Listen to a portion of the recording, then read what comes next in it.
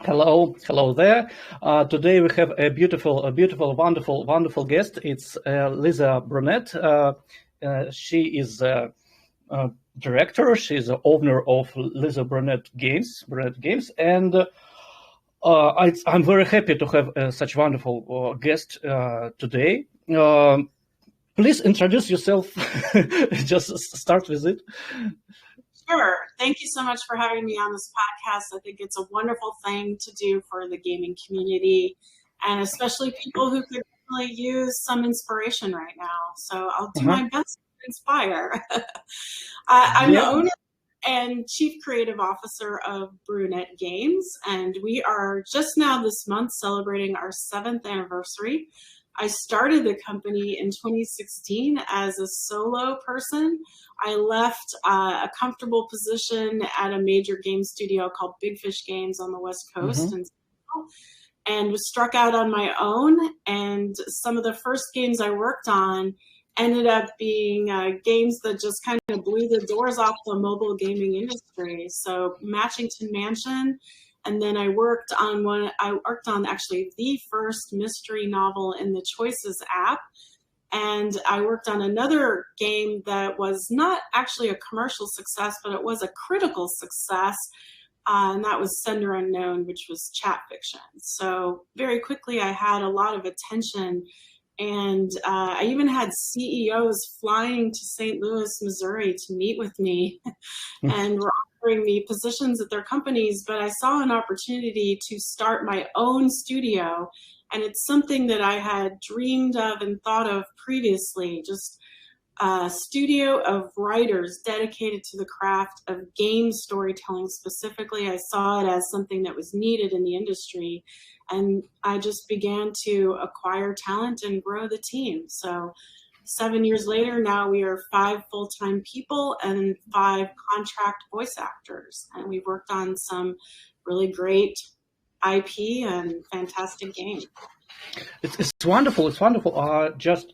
Let's start from the beginning. You have, as I can see in the internet, correct me if I'm wrong. You have some experience both in journalism and writing books. And which part of this job help you to write for video games, and what's part of it just not helping you at all, maybe even interfere? Yeah, that's actually a very perceptive question, because a lot of beginner writers decide that they want to join the game industry by turning the novel they have in a drawer into a game. And it doesn't work that way. So I have a mystery series, which Sir is referring to. It's called the Dream Slipper series. And I actually worked on that and published it in between working on games. And I can tell you that the work is very different. So when you're working in the game industry, that is a very visual medium. So the last thing you want to do is have a lot of text on screen.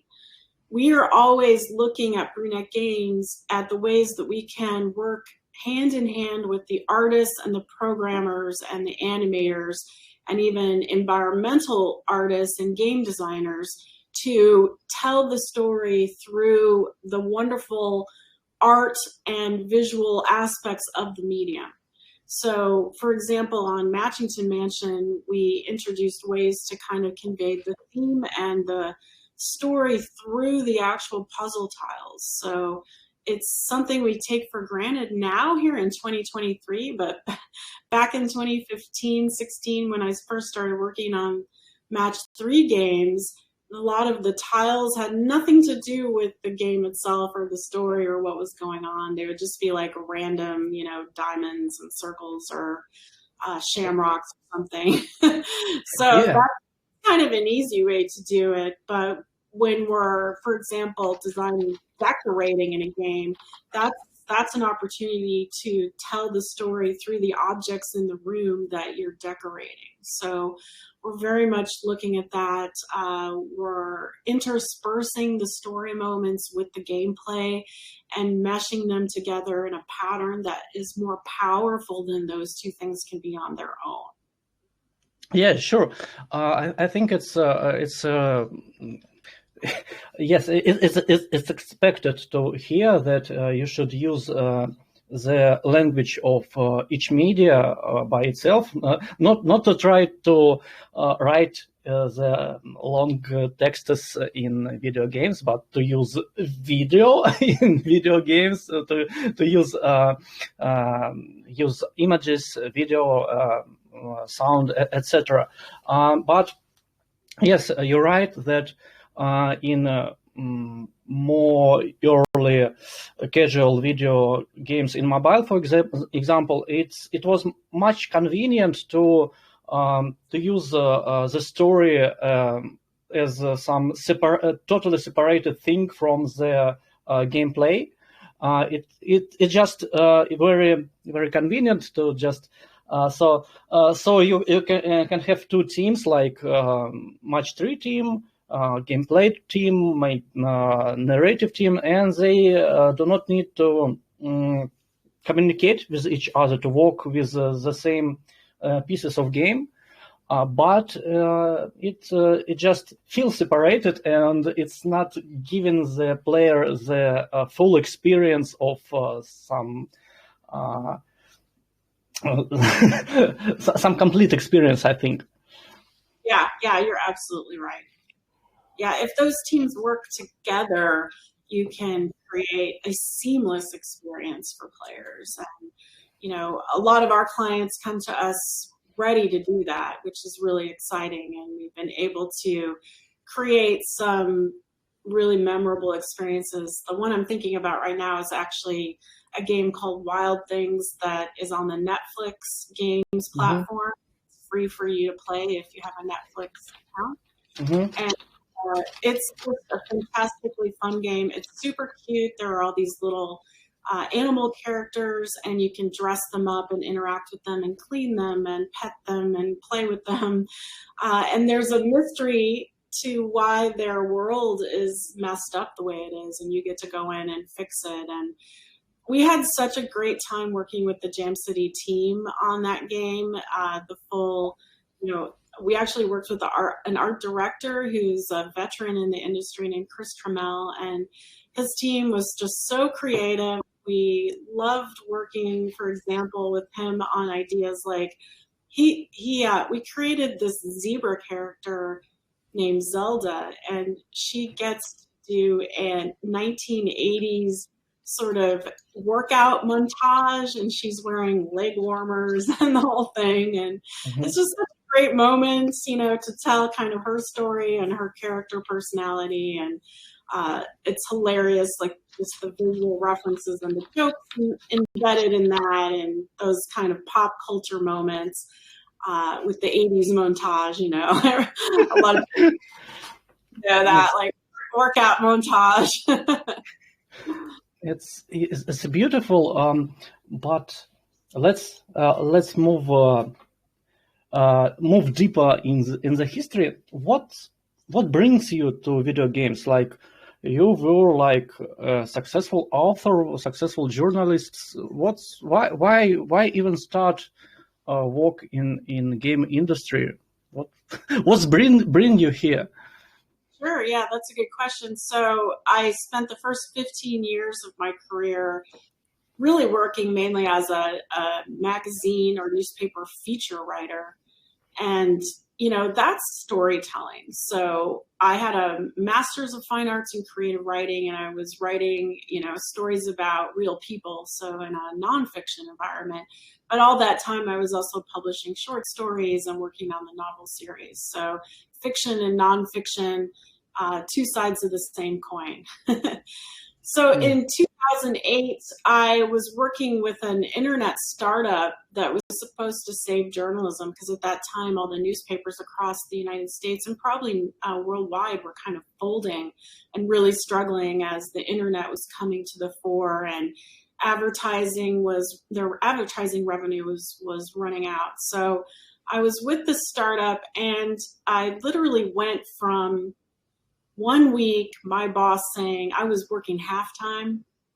My boss came to me and said, "We love you. You're an awesome editor." This was in October. He said, by the end of the year, I want to bring you on full time. And I was like, yay, great. I love the job. And then the very next week after that, I came into the office. He was gone. All the other staff were gone. And the publisher said to me, "You're the only one left, and I want you to run the news site by yourself." And I'm cutting you down from halftime to quarter time.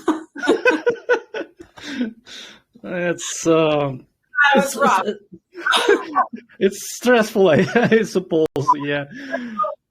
Fortunately, though, because I'm a survivor, and as a writer, you have to be, right? As a creative, you have to be. I had already gone out and been in touch with a lot of the recruiters in the Seattle area, and I knew there was gaming industry there. And I expressed interest in getting into that because I played games myself, and I thought, that's cool. That looks like really cool work. So I already was ready for this, and obviously I couldn't live on quarter time pay.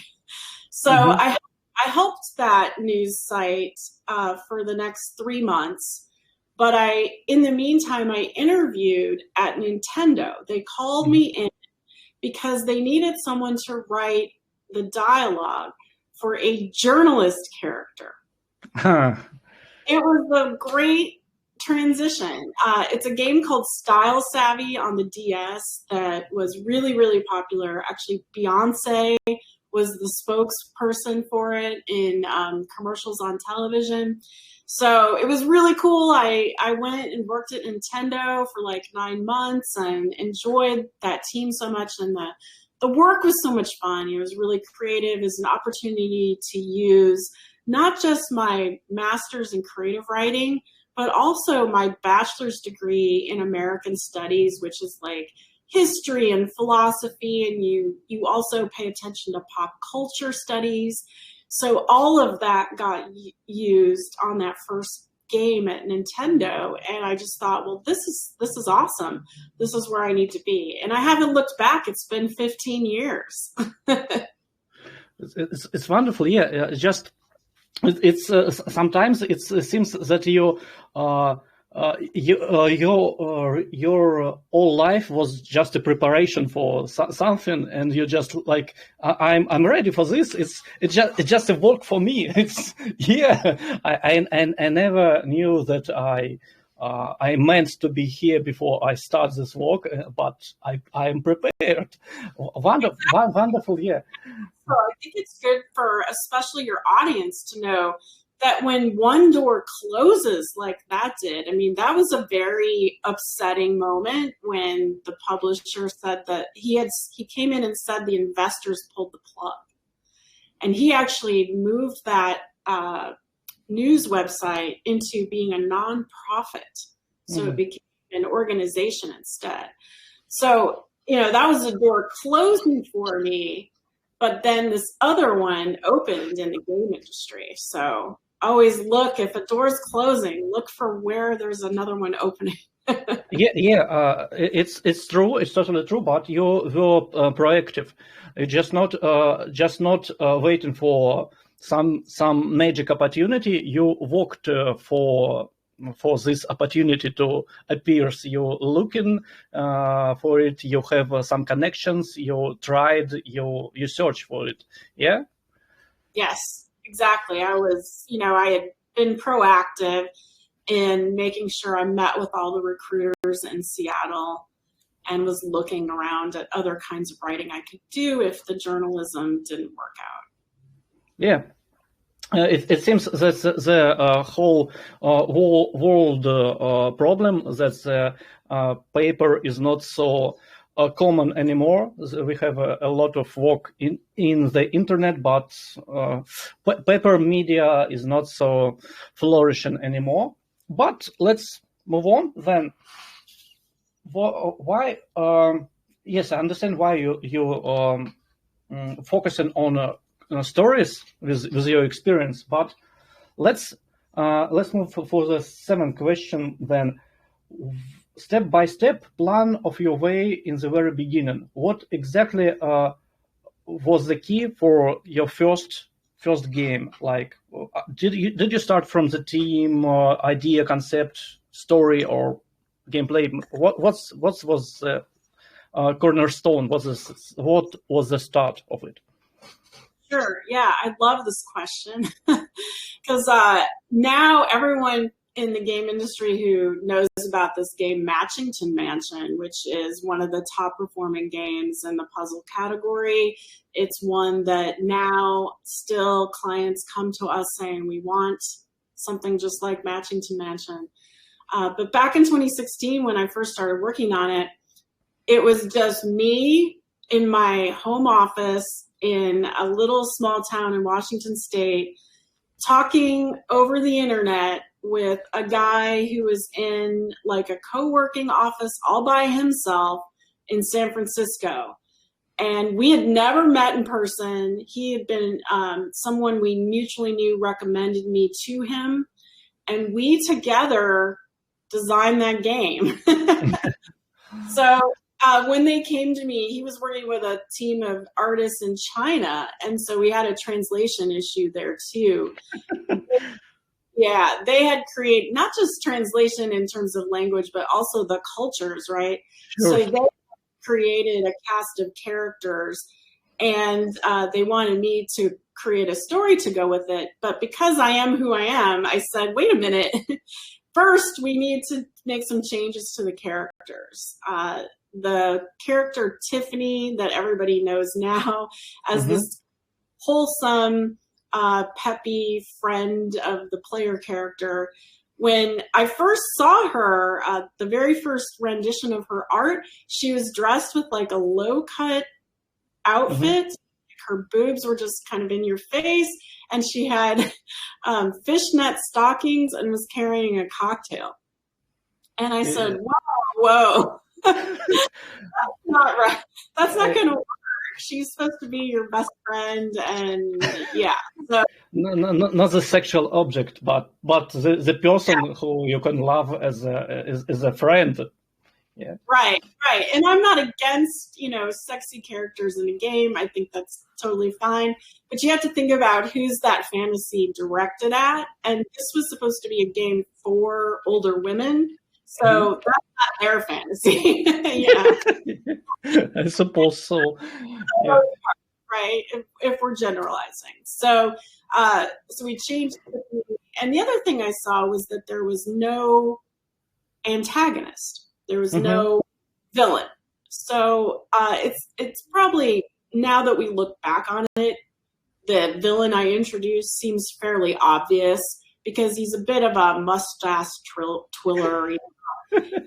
He's wearing all white. He's got a bolo tie, and his name is Rex Houston, and he's a real estate developer, and he wants to take your mansion from you. So that's obvious, but back in 2016, we had to teach players, basically, that you could have a story with your match 3, and you could also have decorating. So it needed to be obvious that there was a story and that there was high drama. And so having a villain who walks on screen and is immediately identified as, okay, this is the bad guy, and he wants to take the thing you just got, which is your mansion.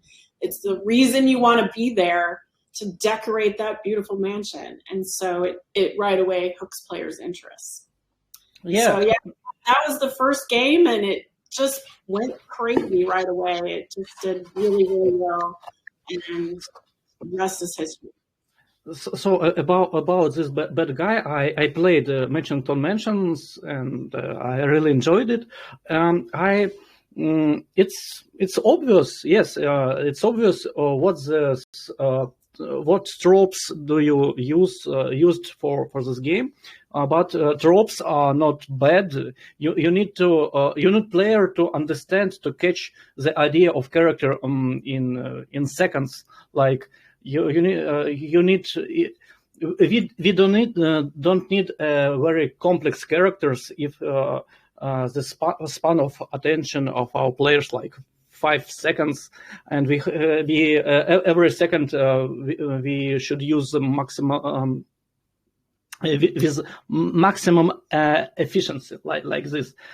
We need to create some basis, and then we can teach our players that our characters can be more complex, and they can be more.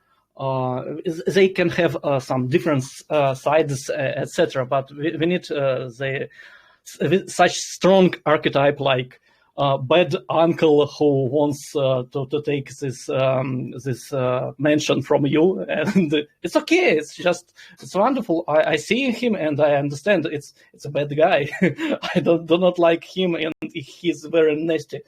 It's wonderful.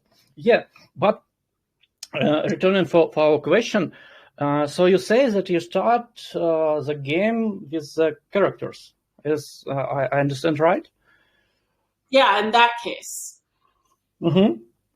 And what are the cases? What's the first thing you should think out of game when you start in developing it as a narrative designer? Mm-hmm. Yeah, so our studio works according to a milestone schedule. Mm-hmm. And in most cases, what we begin with is the concept stage. So we will actually deliver to a client 3 high-level pitches for how to handle the story in a game.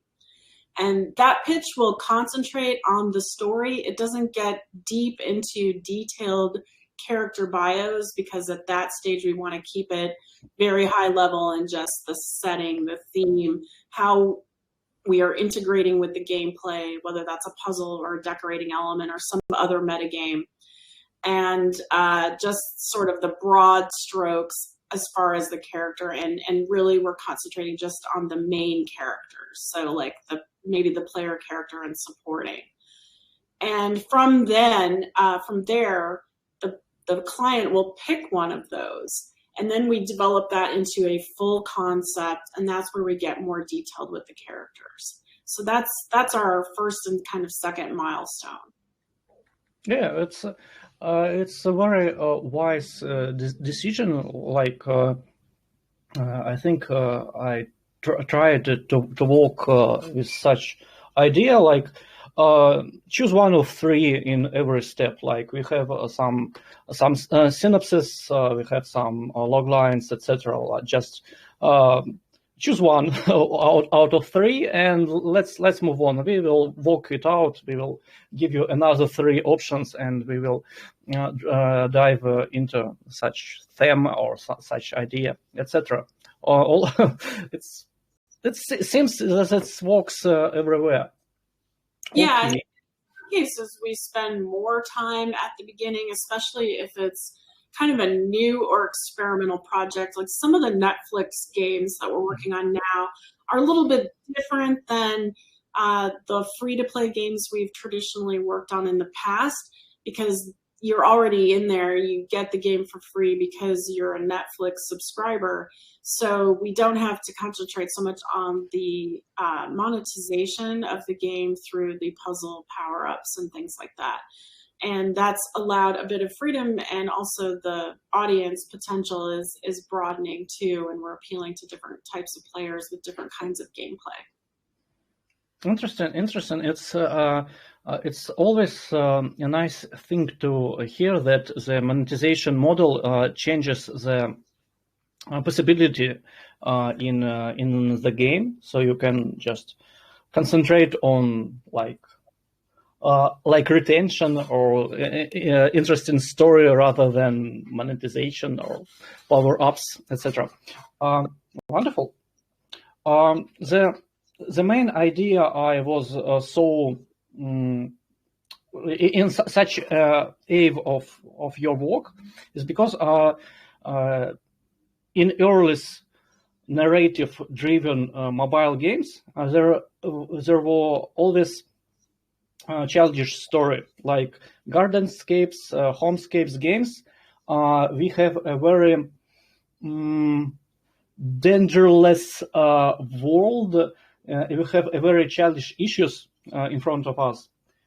For me, it was a pleasant surprise to play Lily's Garden, where we face such issues like cheating, terminal illness, child torn apart between two divorced parents. It was like a fresh air for me rather than 3+ games. And how do you find courage to do such things in casual mobile games? That's my question. Yeah, that's an excellent question. And I have to say the courage is really not ours. It's not the writer's courage. It's the studio's. Mm-hmm. So in Lily's Garden's case, that's Tactile Entertainment.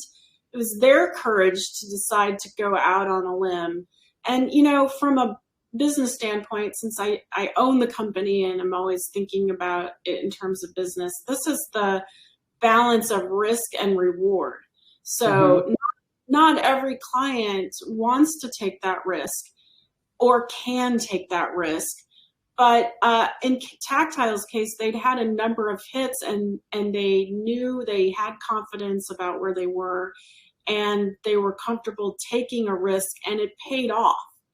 So we worked with the Metacore on Merge Mansion, and that also has a similar viral ad campaign. I don't know if you're familiar with them, but the U.S. actress Kathy Bates, who appeared in Misery and some other movies, she's a very well-known horror actor. She is an actress in the TV ads for Merge Mansion.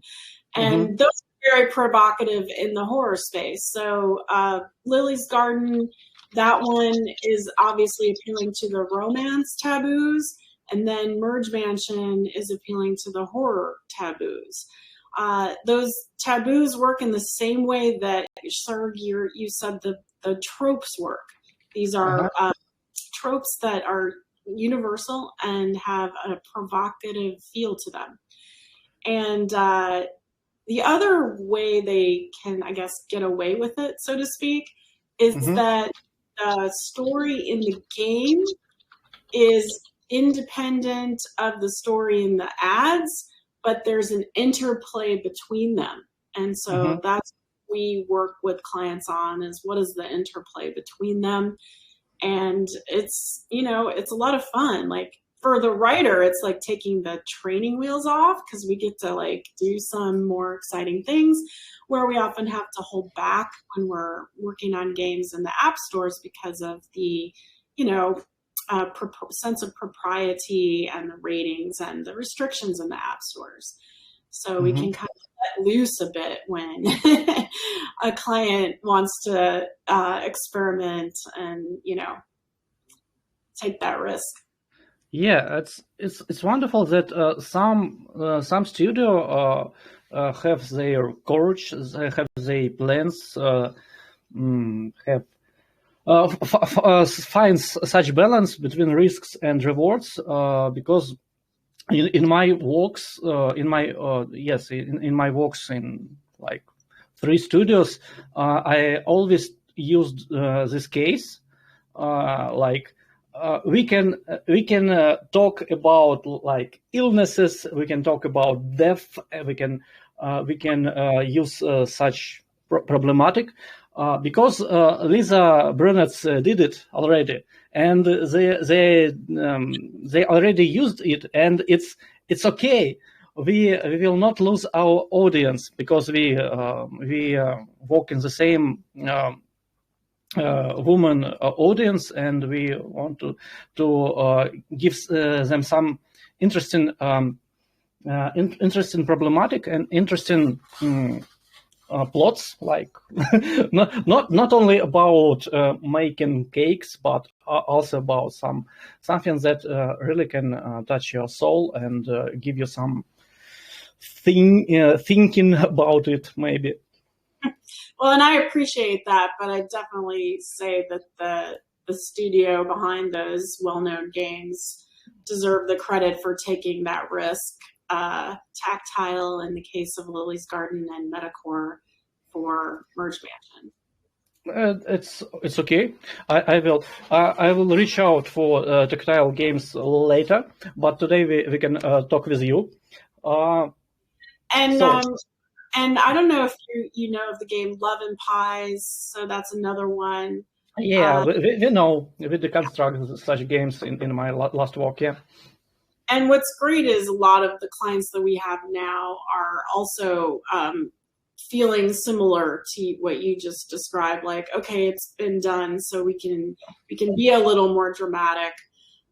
We work on a great game called Cooking Confidential that had this fantastic story that took some risks. And the one we're really enamored with in the office right now is one we worked on with a company you may know because they have a studio in Russia, and that's Z-Man. Mm-hmm.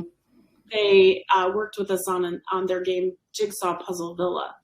And the story there is really great. It actually has some elements I haven't seen elsewhere, like elder romance and some real drama in terms of relationships. So yeah, it's been fun to follow up with that.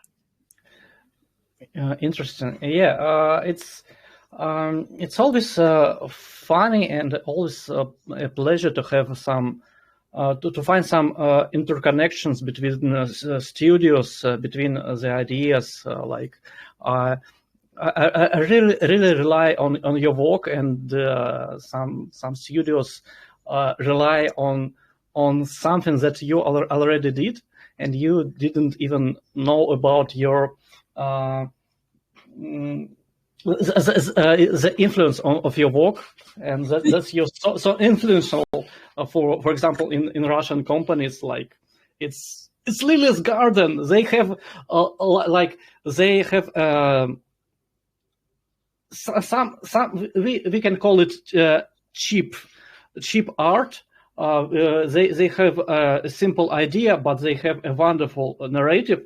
So we can just create a game out of pure narrative without anything. Like it's a key to success. It was like the main idea in 2017. Yeah, like it's just we need to create game out of just clear narrative, nothing else. Yeah, just it was the main idea. Yeah. That would be interesting to be a part of. Sure, you were not only a part, you are a starter of it, you are a beginner of such such movement. Yeah, it's wonderful. It's funny because when I was working at Big Fish, we had a number of developers all over the world that I would partner with through Big Fish because we were the publisher. And so I had kind of a lot of influence on them. And I remember in one case, one of my team members flew to their office to meet with them. And they said they had a picture of me on the wall. And I was like, was it a dartboard? Were they like throwing darts at it? No, interesting idea. I thought that will be some altar with candles and with some prayer ceremony, but okay, darts works too. I think it can be. Okay. Let's move on for your rituals. Maybe what is your usual task? What did you do? What do you do for living as your work?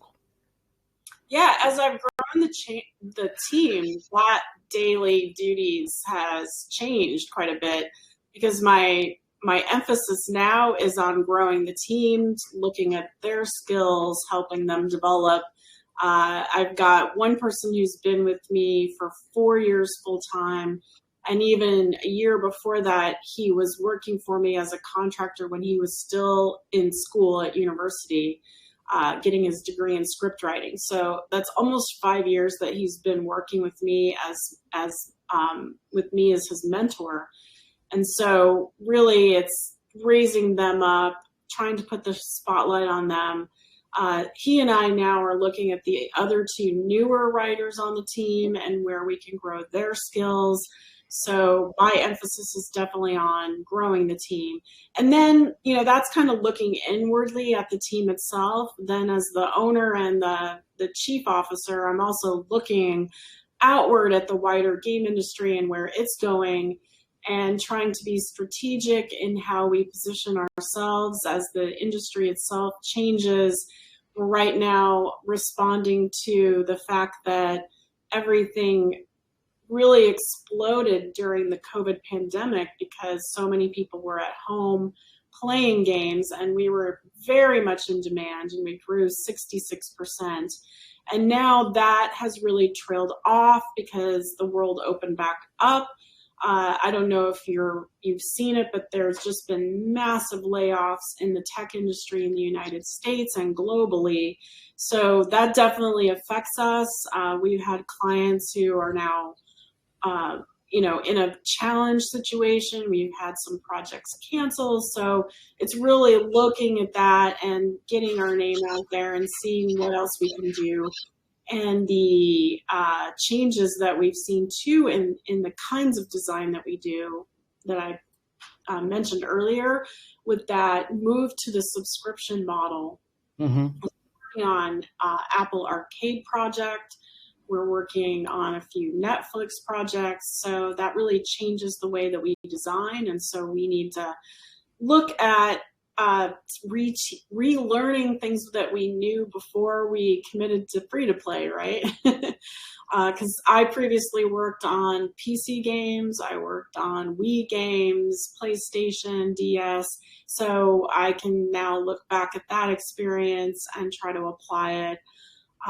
So my day is very different. I'm writing and reviewing the team's work.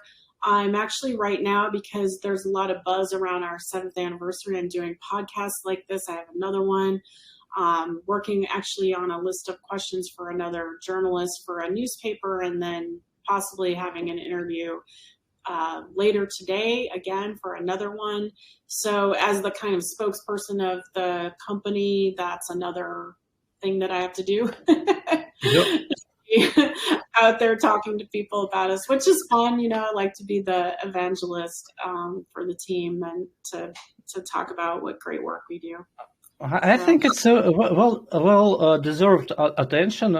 So you just role model for all of us. We're just trying to get the same success as you, and we just trying to get some words of wisdoms, of some shortcuts for the success, maybe. So let's talk about your work a bit more.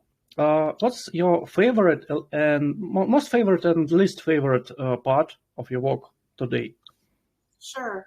Yeah, my favorite is definitely when it's working well with a client and collaborating. That game I mentioned, ZMAD's Jigsaw Puzzle Villa, that one was just a blast to work on, and it's one that I was writing on personally and helped design the concept for. And then one of my last hire, Sarah Harden, she comes from a journalist background as well. And we've actually collaborated on a number of projects, and our writing styles are very complementary. She kind of pushes me and I push her, and we end up with this fantastic project. So when that's working really well, it's just nice because a writer often writes in a vacuum, like all by yourself, right? So it's fantastic to be on a team with other people who have great ideas, and you can kind of like bounce off of each other. So that's my favorite part. And then when the client gets involved too, like I described with Jam City, with Chris Trammell and his team coming in, and it's the same on that ZMAD project because they've got a really creative team out there, and their art is just so beautiful. And it's one of the rare moments, I would say, when the artwork for the character that I came up with is way better than anything I could have imagined. When I saw Valentina in that game, I was just like, oh my God, that's not what I was imagining, but that's so much better. Hey! The artists bring their part to it, and it's just so cool. When it's not working, it's just like I actually had a post-mortem just this morning, really early this morning, with another great team. I'm not going to mention them because we're struggling right now, and we had just started a project in November, December. Never worked together before, and they're on a completely different time zone, and they speak another language as their native language, and so there's that issue. And they were in crunch, and they wanted us to finish something by the end of the year, and we did. But what happened was they didn't have a chance to give us feedback before we started on the next chapter each time. So their feedback just was coming too late, and they ended up not getting what they wanted, and we didn't know because we didn't get it in time because we were on a rush to finish it. So we worked that all out. But that's when it sucks, is if deadlines or some other factor outside the project affects the creativity and the process there. That can be really hard. And it's nobody's fault. Like, it just kind of snowballed and happened that way because everyone was under the gun to finish. But we'll now want to go back and institute a better process so that we get a better product out of it. Yeah, it's always a hard thing that it can be just a problem in process, and we always work in some sort of crunch. It's always a lot of deadlines, a lot of time pressure. But you said a very interesting thing. A lot of young developers, especially narrative designers, are very introverted persons, and they just have their fantasy about working alone, just like they create some scenario, they create some texts, some plots, dialogues, etc. Just give it to the team, and team creates the game out of it. But I don't know how it's even possible, because the work of narrative designers almost every time is the teamwork. We need to communicate a lot. So do you describe yourself as an extrovert person or not? That's a good question. I've always kind of seen myself as an introvert, but I think by necessity, I have had to become a hybrid introvert / extrovert. So I definitely need my downtime to recover from interaction with people, which is a hallmark of an introvert, right? That when we go out into the world and speak, whether it's on a podcast or, when I used to teach game design at the university, that's something we can do with a lot of energy, but then we need to go home and burrow in. Yeah, sure. Yeah. And I'm definitely that. So I guess that's my answer, is that I'm a hybrid. And I would say probably almost my whole team probably is like that. The writer I was mentioning, who has almost 5 years of experience here, his name is Dexter Woltman. And he's a perfectly social guy, and he's actually very good at public speaking, but he's a little bit shy at times too. And Sarah, who I mentioned also, she's pretty outgoing, but even she probably would say she needs her downtime to recover. So that seems to be the most often the type of person in the game industry is somewhat introverted. So yeah. the work of games fits us because we're nose down, with our computers. But it's a really important skill to be able to talk with people. And I think our client relationships work best when we have regular meetings with them and we get to learn about each other, not just at work, but who we are as people. And that's really key to understand where people come from creatively, right? No, okay, yeah, it's the same for me. I'm totally introvert person, but I I can I can communicate, I think, and I need a lot of downtime, some reparation, fixed time for me. Like it was a wonderful regime. In one of my job, like it was 2 months remote work. 1 week in office, where I was like party man. I was everywhere. I just make a lot of presentation. I would talk with everyone, and then I just go to my hometown, and I just lay in bed for like 3 days because I was totally empty. I just I at this time I hate people. I do not want to talk with people. I just overwhelmed with these emotions. Yeah. I feel you, Berg. I have these moments where after I've done a lot of speaking, or when we have our team master classes and we meet for like 3 full days together. Uh-huh. Afterward, I tell my husband, everyone needs to leave me alone now. Yeah. It's a nice. I understand you. I feel you, because it's hard thing to talk to extrovert. Like, I need to be alone in this moment. I do not hate you personally, but I need some space and time by myself. Yeah, this time. Yeah.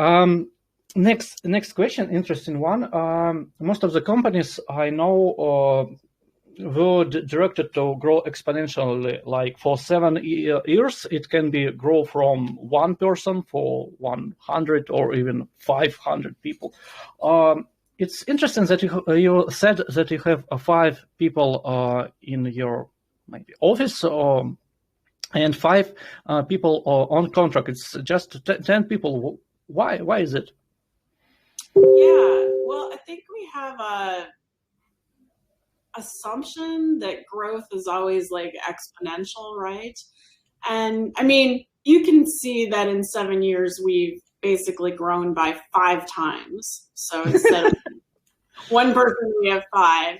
But I think also the thing about the studio Brunette Games is that it's very elegant in its niche, that we are dedicated to storytelling. So we don't own any of the games that we work on. We don't produce any games ourselves. All of the games are owned by the client. The copyright remains with the client. So we are a services provider. We work on the games and only the story portions of them in collaboration with the artists, animators, programmers, designers. So I think by our very nature, we need to be a smaller studio, which is not to say that we couldn't be much bigger. Most of our clients, though, even the bigger ones, you don't need a full-time writer on one game.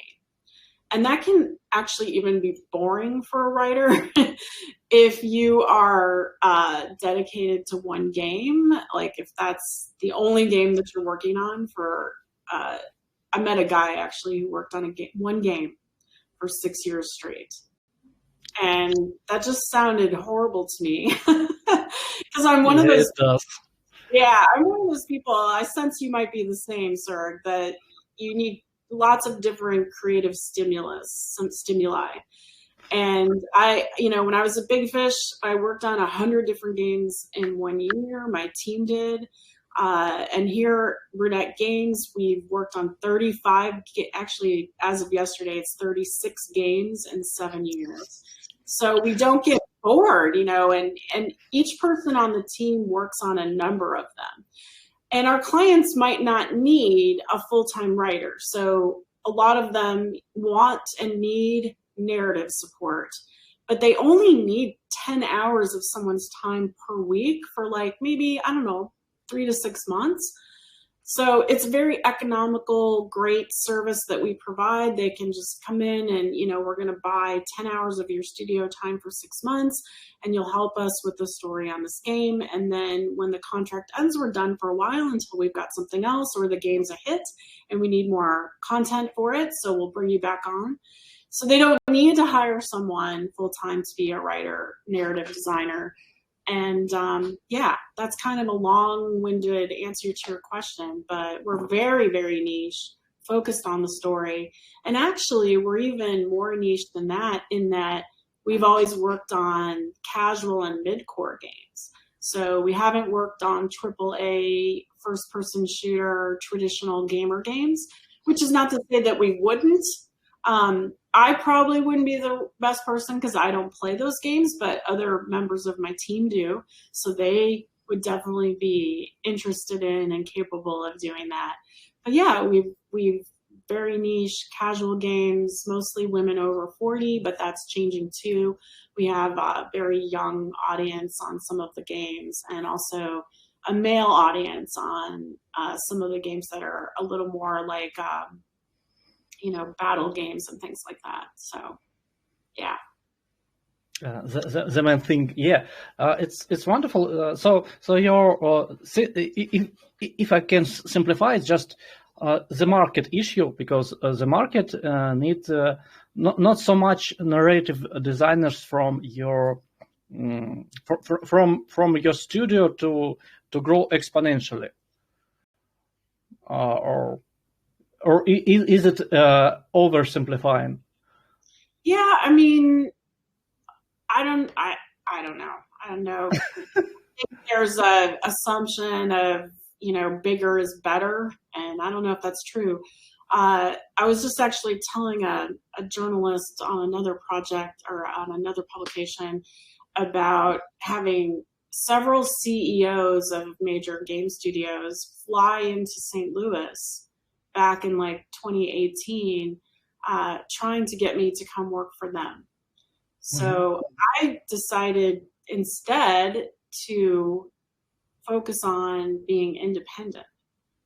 I could have done that, and maybe I would have been happy, as part of these really big companies. But I wanted to run my studio, I wanted to grow it, and I wanted to provide writing services to other small studios that can't afford to hire a writer, or even large companies that can't afford to put one writer on one game. Because we actually work with big studios like Jam City, and we've worked with them for years on a couple of their games. And we're just the regular writer on, Family Guy, The Quest for Stuff, and Disney Frozen Adventures. Even though they have full-time writers, in our case, this is the one that, we can rotate between 3 people so that no one ever gets burnt out on Frozen or Family Guy. Whereas they might need to put, someone on it full time. Yeah. It's wonderful. I totally respect your decision. It's a good way. It's totally your choice, and it sounds wonderful to work on it. Yeah. Right, you have to think about what makes you happy. I mean, here you are as a podcaster, right? You're doing this fantastic service for people who really need to hear these stories right now, and that's your choice. You could probably go and do something else that might be bigger and better. But sometimes small is wonderful. Small is beautiful and elegant, and being independent is also great because you can. Yeah, it's totally true. The next question is not from me; it's from one of our Padawan bots. Let's ask it. How to become a bot of your team?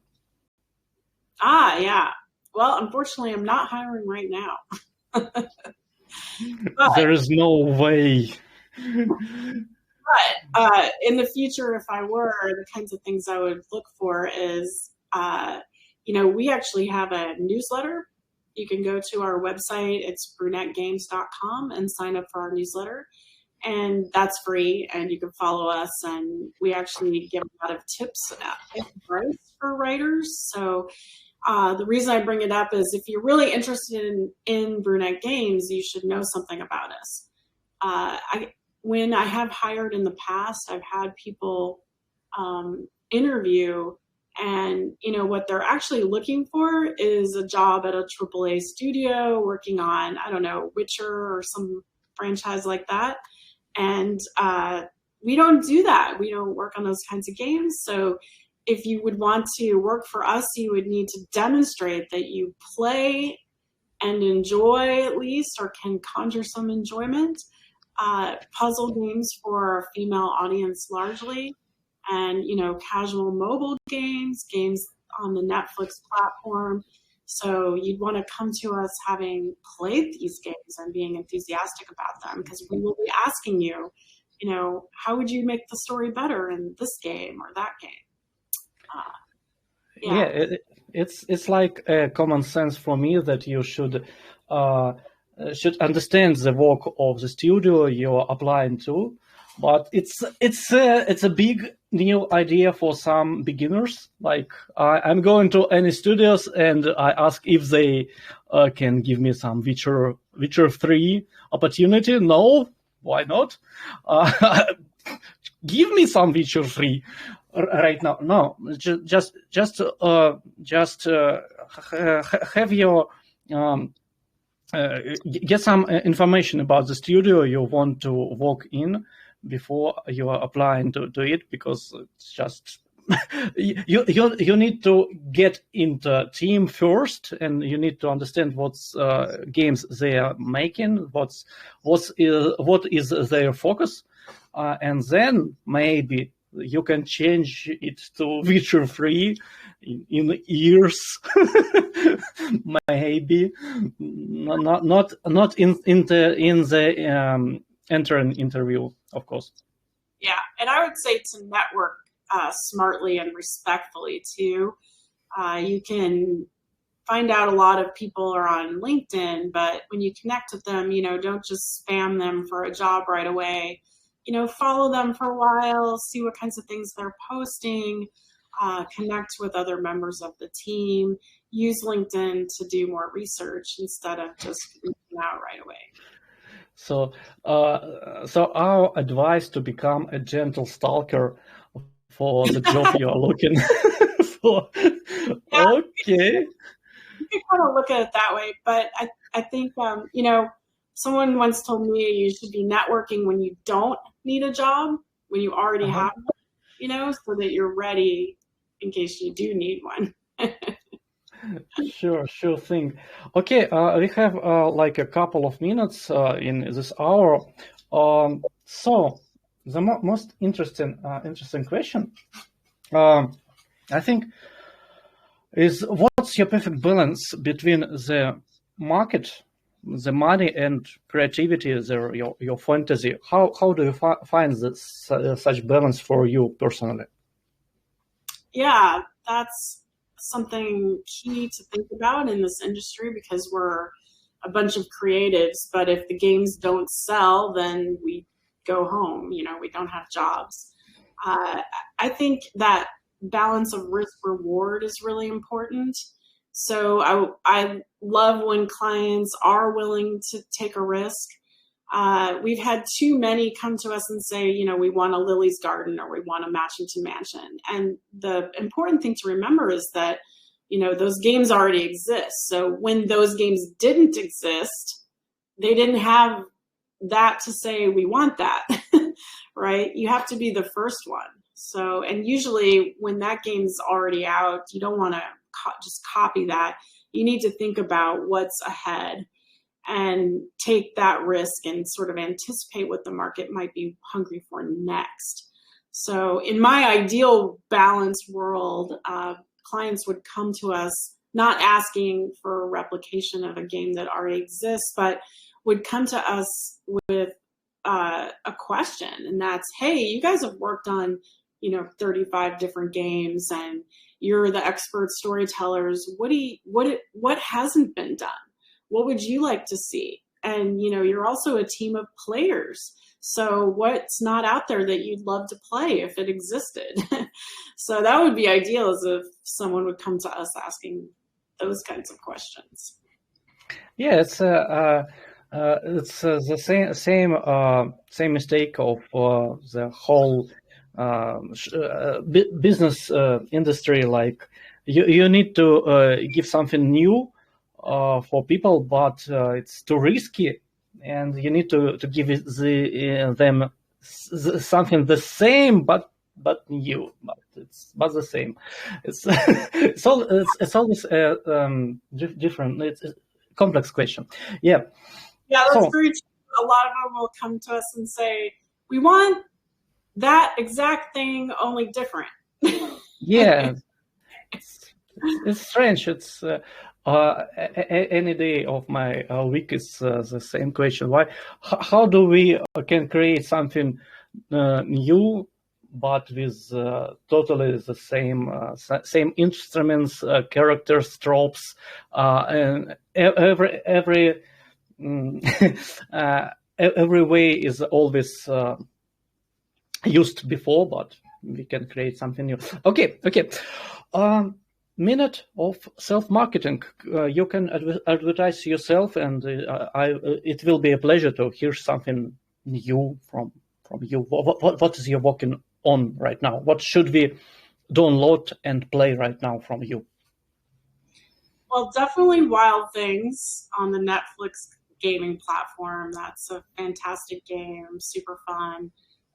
We also have that ZMAD Jigsaw Puzzle Villa. If you like Jigsaw Puzzle, that one is just astounding. And even if you don't like that type of puzzle game, it's a great example of how to build in through the art and all of the elements, the story, so that visually the story is being supported everywhere. For example, the main character is a jigsaw puzzle aficionado, and she goes to Spain to a big international jigsaw puzzle contest. And when she gets there, like you'll see jigsaw puzzle elements throughout the world. So she's obviously a super fan. She wears like a jigsaw puzzle pin, just little tiny details like that the ZMAT team brought to us. I think those are great world building moments in the art and environment. Let's see what else. So we worked on a very different game called Cash Journey. That's a slots game, and that was kind of a new genre for us. Interesting. And then another one is Merge Land, which is if you're fans of Alice in Wonderland and you like Merge, that's a perfect mashup of the two. So we worked on that at the studio in Newborn Town. That's a lot of fun too. Beautiful game. Okay. So we should finish our talking. I just asked for 1 hour. We should end right here, but I should ask for some good parting words for beginners. What do you advise for newbies in the game dev, in narrative, etc.? Yeah, I would say, play the games that you love and then go and research who makes them and practice your writing craft wherever you can. These days, it's really easy to publish your work on a blog or a platform like Mastodon or Substack.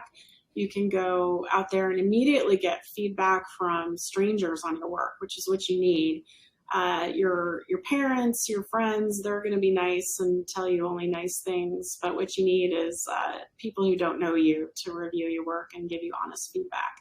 And those are painless, easy ways. Well, I don't know if it's entirely painless. You need to also develop a thick skin because I'll tell you, your clients are not going to be as nice as your mom or your friends. So your clients are going to tell you exactly when something's wrong, and they'll be quick to do it. So you want to develop a thick skin, and the way to do that is to get your work out there so that strangers can read it and give you feedback. And then I would say don't be dismissive or defensive when you get that feedback. Really listen to it. I know some feedback can be mean-spirited if someone is jealous of you or is just a hater, but usually that can be separated from the real feedback that is may feel painful and critical, but is honest and has seeds at least, or even the whole thing is true. So you need to listen to it, and it doesn't mean that you're bad or you suck or you can't be a writer. Every writer needs to improve, no matter where they are in their career. There are things that they can do better. That's the case with every creative person. This is random, but I was just reading about the career of Madonna over decades, and she had her terrible movies. Like she won some Razzie Awards. That's like for worst actress. Mm-hmm. And she is this mega superstar diva, that everyone holds up as fabulous. And she's had her missteps, not just in the beginning, but actually several points in her career where she stumbled. So, every creative person stumbles sometimes. You just need to get back out there and keep working at it and never lose faith. It's wonderful words of wisdom we are looking for, and thank you very much, Lisa, for visit. I really enjoyed such talks, and I hope our listeners, viewers are happy too. Let's move on, make some new wonderful games, make some new wonderful narratives. I will gently stalking you in the LinkedIn as you assume. Yes, okay, of course, and see you. Thank you, Yeah. and have a wonderful day. Yeah, thanks, sir, for being such a great host. And I'm really excited to see the video when this comes up. And I hope your audience found some things useful in our discussion. And I'm looking forward to hearing more. Okay. Thank you, everyone. See you. Bye. All right. Bye.